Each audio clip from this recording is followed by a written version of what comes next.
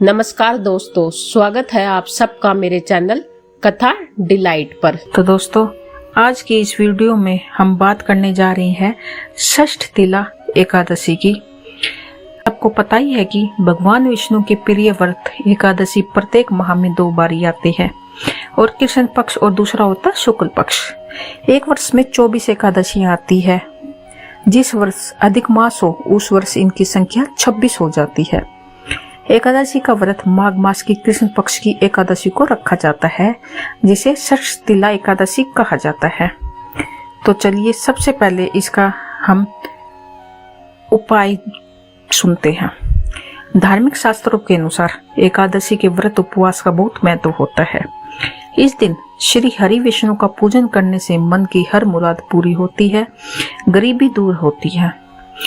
षष्ठ तिला एकादशी के दिन तिल का 6 प्रकार का उपयोग करने से सभी पापों का नाश होता है और वैकुंठ की प्राप्ति होती है। एकादशी व्रत घर में सुख शांति देने वाला भी माना गया है। अंततः षष्ठ तिला एकादशी के दिन उपवास के साथ साथ तिल का दान अवश्य करें। इतना ही नहीं, षष्ठ तिला एकादशी व्रत आरोग्य तथा सुखी दाम्पत्य जीवन देता है। तो चलिए सुनते हैं अब इसकी कथा को। षष्ठ तिला एकादशी की कथा के अनुसार प्राचीन काल में मृत्यु लोक में एक ब्राह्मणी रहती थी। वह सदैव व्रत किया करती थी। एक समय वह 1 मास तक व्रत करती रही। इससे उसका शरीर अत्यंत ही दुर्बल हो गया। यद्यपि वह अत्यंत बुद्धिमान थी, तथापि उसने कभी देवताओं या ब्राह्मणों के निमित्त अन्न धन का दान नहीं किया था। इससे मैंने सोचा कि ब्राह्मणी ने व्रत आदि से अपना शरीर शुद्ध कर लिया है, अब इसे विष्णु लोक तो मिल जाएगा, परंतु इसने कभी अन्न का दान नहीं किया। इससे इसकी तृप्ति होना कठिन है। भगवान ने आगे कहा, ऐसा सोचकर मैं भिखारी के वेश में मृत्यु लोक में उस ब्राह्मणी के पास गया और उससे भिक्षा मांगी। ब्राह्मणी बोली, महाराज किस लिए आए हो? मैंने कहा, मुझे भिक्षा चाहिए। इस पर उसने एक मिट्टी का ढेला मेरे भिक्षा पात्र में डाल दिया। मैं उसे लेकर स्वर्ग में लौट आया।